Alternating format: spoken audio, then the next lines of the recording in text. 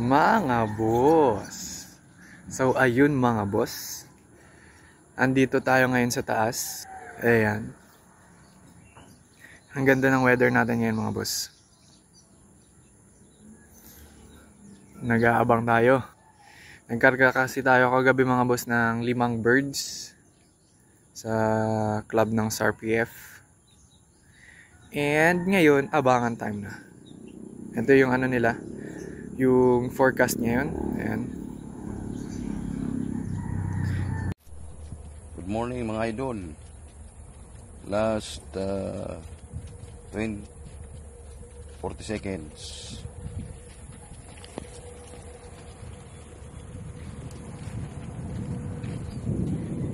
Maganda panahon dito sa rest point natin. Same rest point. Release kong 16. Standby. Ayan, release 16.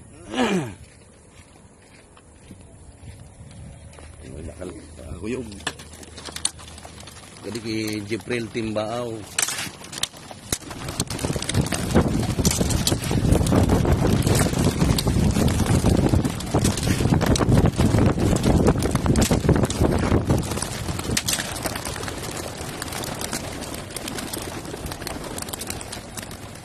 Uy.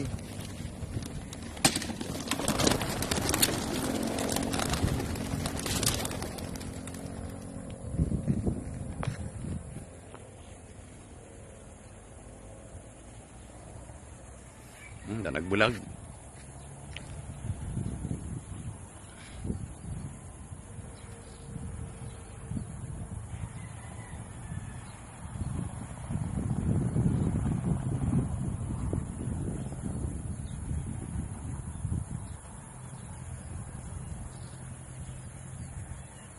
Uli na kamo sa Ligaspi ni sa Baaw.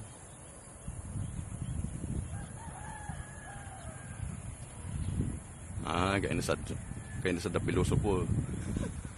Ito yun na. Nagsulpa Manila.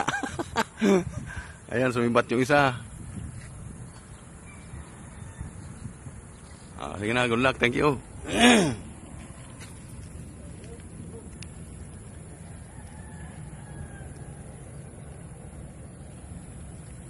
Ipot. Natira. Thank you. Good luck. So far, wala pa namang dumadaan nakalapate dito ngayon mga boss. Waiting. Last time kasi yung pagkarga natin, di na ako nakapag-video kinaumagahan nung nag-aabang na kami. Kasi, yun, na-excite malala. Tapos, disappointing pa yung nangyari. Ang aga sana nilang dumating. Ang problema, hindi agad pumasok sa loft nila. So, hindi ko na binidyo yun mga boss. Ngayon, hoping na maganda yung result. Pumasok sila agad. Sana. Ayan o. Walang-wala. Wala pang dumadaan mga boss. Doon sila manggagaling eh. Yan. Waiting tayo mga boss. Waiting. Ang taas niya na mga boss. Litaw na si Haring Araw mga boss. 6:10 yung release natin. Sa Naga, ang RP niya 6:40 AM na. Wala pang dumadaan ng mga ibon mga boss. Waiting pa rin tayo. Hey. Dito mga boss, dumating na yung first bird natin. Ito yung hindi natin i-expect na mauunang darating kasi for the past few trainings natin, lagi itong kulelat lagi itong late na dumarating. Pero ngayon, siya tuloy yung pinakaunang dumating. Ayan. Di na tayo nakapag-video dito, so yung CCTV footage na lang ang ginamit nating video. Ayan, kinuha ko na si Check, then ang pangalan niya pala Bunso. Kasi siya yung pinakabata sa lahat ng kalapate natin mga boss. And then yan, tinatanggal ko na yung sticker niya para i-clock na siya. May first bird na tayo mga boss. Ayan. Ayan siya. Ayan, si Checkered.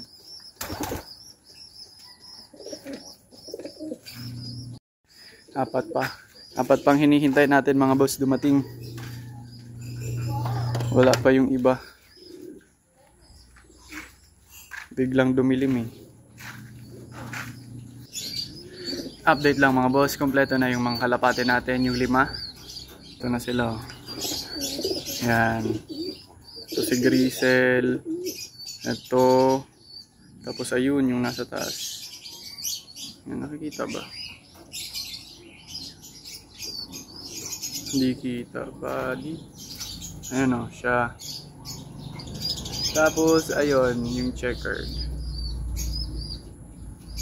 Yung isa naman nandun sa kabilang loaf. Naklock na rin natin. 5 out of 5 tayo ngayon mga boss. Let's go. Ito yung ano.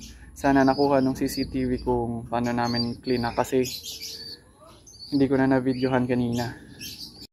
Dito mga boss, sabay-sabay dumating yung 3 ibon natin. Last 3 birds natin, sabay-sabay silang dumating ngayon. Si Grizel, yung isang off-color, then si Red Check. Itong Red Check na to mga boss is yung anak na nung breeder na binigay sa atin ni Idol Hero Asejo. Shoutout sa iyo, Idol Hero Asejo. Salamat sa binigay mong kalapate mga boss. Napakaangas eh, no? Sabay-sabay na silang pumasok. And then ikaklak na natin yan mga boss. Wait lang, relax lang kayo. Kinuha ko lang yung pang clock natin. Ayan, una natin clean up dyan si Grisel. Nahirapan niya akong alisin yung ano dito, yung sticker niya kasi masyadong ano, nakadikit. Tapos yan, nagpatulong ako kay Iya para i-scratch nila yung sticker kasi 3 sunod-sunod eh. Kailangan mabilisan, kailangan sabay-sabay. Ang problema sa sobrang excitement na naman, natatarad na tayo mga boss. Second time pa lang namin to second time pa lang namin maka-experience ng ganitong pag-clock sa training ng ating mga kalapate mga boss. Kaya hindi pa namin nakukuha yung tamang diskarte talaga para mabilis tayo makapag-clock. Ayan. Sayang nga mga boss, hindi natin na videoan sa loob ng loaf. Kaya next time, magsiset up tayo ng video dyan, ng camera din dyan sa loob para solid yung experience talaga natin mga boss. Pangalawang bird na, second bird na yung kinaklock natin dito eh. Yung inuna nating i-clock is yung naka 2 birds natin sa pooling. Hindi ko lang alam kung tama yung diskarte namin. Tapos last is yung red check, yung clean up. Naka pooling sa off color.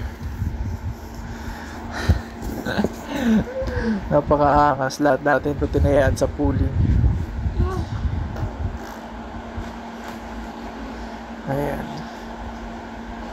Then all done na mga boss, na clock na natin dyan lahat.